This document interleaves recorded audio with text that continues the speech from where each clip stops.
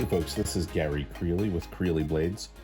I want to do a little bit of a tool review as well as show you how I sharpen my knives.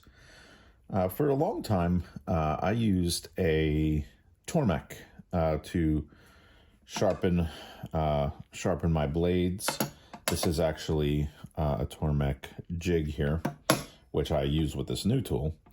But this tool is called the Tradesmans Edge, and it is by a company called Cutter Masters. They make a lot of sharpening tools to sharpen like drill bits and end mills and different things like this. But they've started to do some work with this sharpener to sharpen knives, basically. So I'm going to go through its use. And when I say I used a Tormek for a long time, I used the Tormek to sharpen probably thousands of blades. So I don't just mean I used it for a long period of time. I used it for a lot of sharpening. So I'm pretty experienced with it. I'm going to go over the features of this and tell you how it's different than a Tormek, different than some other systems. So firstly, let's talk about the main thing. So this is the sharpening, we could call it stone. This is a CBN wheel. It is a 1200 grit CBN wheel. So I start with this.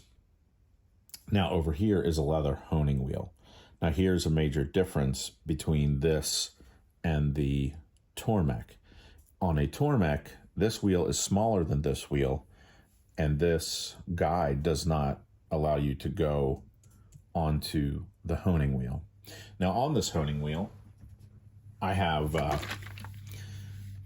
this is some CBN. It's probably equivalent to about a 3000 grit. I formulated this myself. This leather wheel needs to be maintained, so there's some leather conditioners in it, some other things, and it's a lot cheaper than buying it already made. So that is that's a little bit of homespun there. But you can get, for instance, oh, do I have one here? Something like this. This is some Ken Schwartz. There's Gunny Juice. There's different things like that you can use that you put on here to make this work right. All right. So another difference. This is variable speed.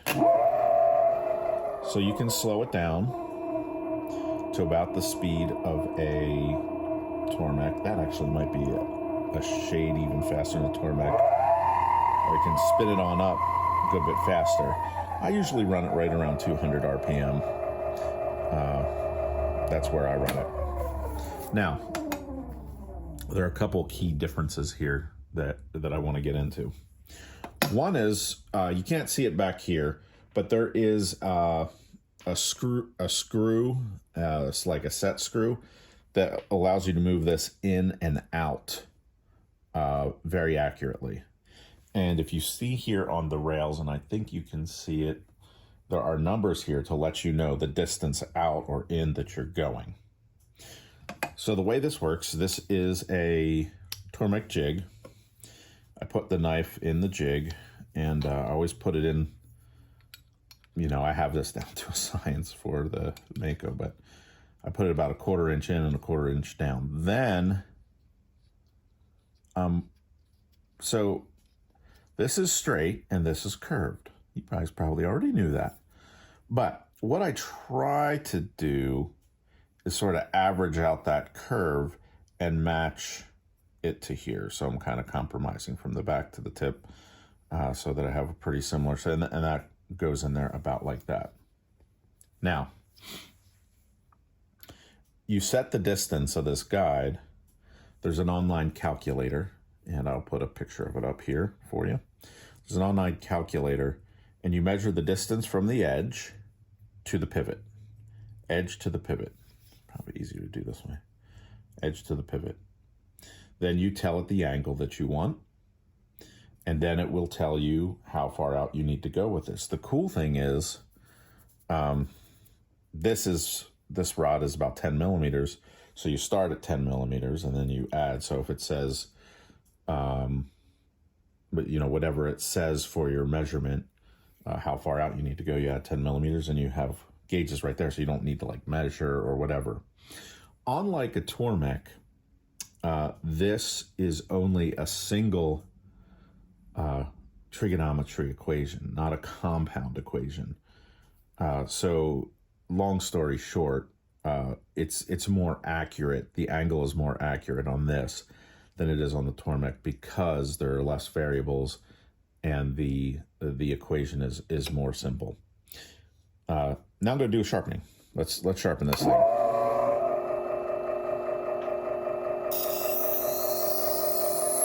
This is from no edge at all. This has a flat edge, probably about 5 or 6 thousandths at that edge. So that's pretty aggressive. The hardest part with this particular design is right in here, getting that right. And there have been times where I'm at a little bit of an awkward angle here because of the camera.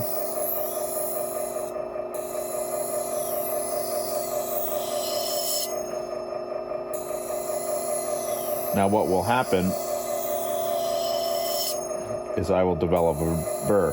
Now I don't have anything on this wheel. It's not liquid cooled, but it's moving so slow that it's not generating a ton of heat, and CBN cuts pretty nicely.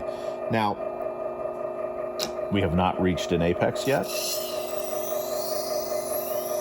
we're going to keep on going. So I start seeing a burr. Now I saw a burr start to form, but not everywhere. Probably aren't going to see that on camera. Now maybe you saw it, I don't know if the camera picked it up, but a big chunk of burr just flew off when I started the other way.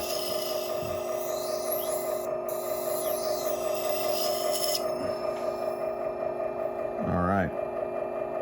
I think, and I try to, you try to keep a watch. Now I can feel that burr. Feel that burr there. Nice.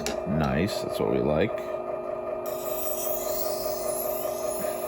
See that? That's burr flying off of there.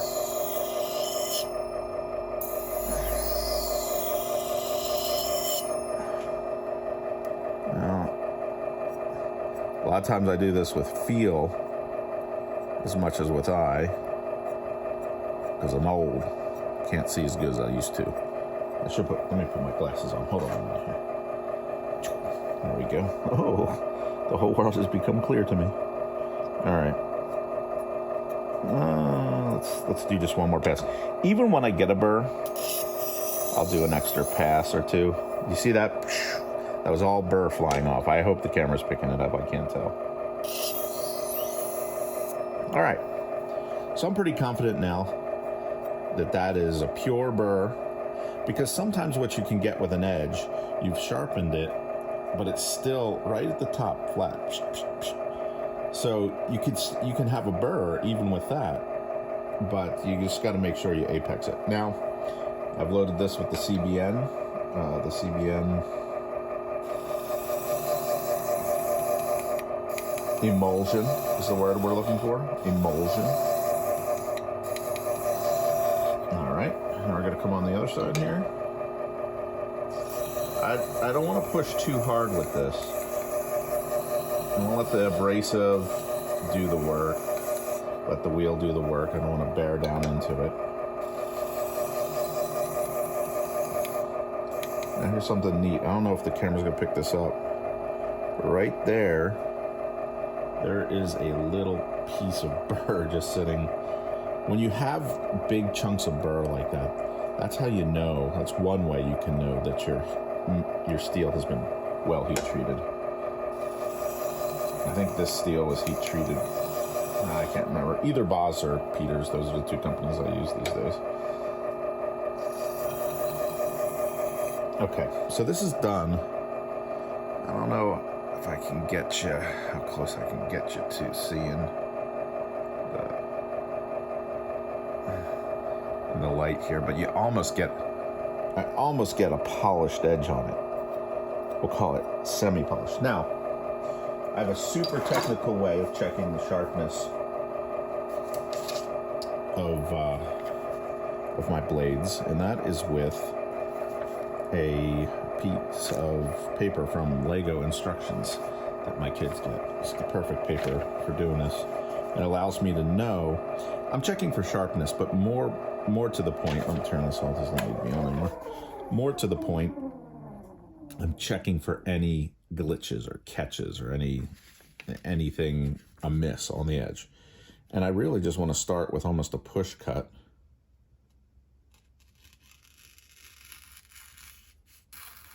Now that little glitch was because it hit the top of the... I want to see it cut the whole way through. Perfect. Perfect.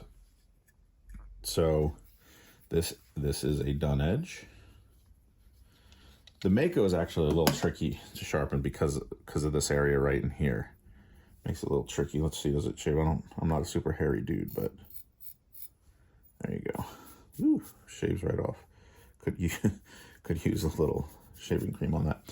So anyway, that's the process of sharpening with the Tradesmans Edge. This is a great tool. You know, I don't know that I've reached 1,000 yet, but I'm getting there, and many, many hundreds for sure. It costs around $2,400. They're made in Canada. And it's just fantastic. I had the AMK sharpening with a little belt sharpener. I didn't like it. I returned it, and actually I got an AMK disc sander that I love. It's fantastic. The sharpener wasn't for me. It was a 1x30 belt. It had a variable speed, but the bump of the belt, ba-dum, ba-dum, ba-dum, really was irritating. And these CBN wheels last forever. I get a lot of life out of these. And there's a lot of them on the market. This is the same arbor as a Tormek, so you can use a Tormek arbor.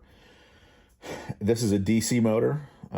It's not an AC with a VFD. That would have been another way to approach it. It's DC.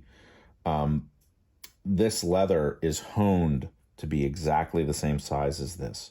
So unlike the Tormek, where when you're, you know, freehand buffing it, you can turn in there and end up convexing your edge and lose some sharpness by convexing that edge. With this, you're getting if you bear into it, you could convex it a little bit, but you're getting a really good finished product with this. I mean, this is an edge that I would go on my best sharpener and test this, but this edge is probably around 115 on a best sharpener. This would be a little bit sharper than a typical Spyderco would come, just a shade sharper than that. Which, believe it or not, for custom knife makers, they don't always sharpen their blades real well. So some do, some don't.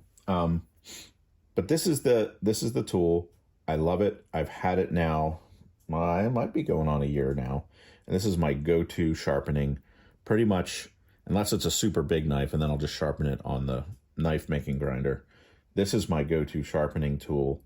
It's phenomenal. Yeah, $2,400 is a lot to spend. You know, if you're just Joe Q public and you sharpen a couple blades a month, this doesn't make a lot of sense for that. But if you sharpen, you know, if you're a knife maker and you're doing 20, 30 blades a month, this could come in handy. Or you got a lot of money and you like the best things. This is the best thing that I've come to sharpening. I know there are knife makers out there that sharpen by hand, and that's part of their shtick. I started out as a sharpener first. So knife making for me was an extension of sharpening. And this tool is excellent. I like it. I use it very regularly and highly recommend it if you were looking for, you know, a professional sharpening solution. This can sharpen most things. Of course, there's certain things that you need to set up differently for. So this is the Cutter Masters Tradesman Edge. Highly recommend it. Hope that's helpful to you. If you like this video, hit subscribe, and makes me feel better about myself. That's about all it does. So, all right, have a great day.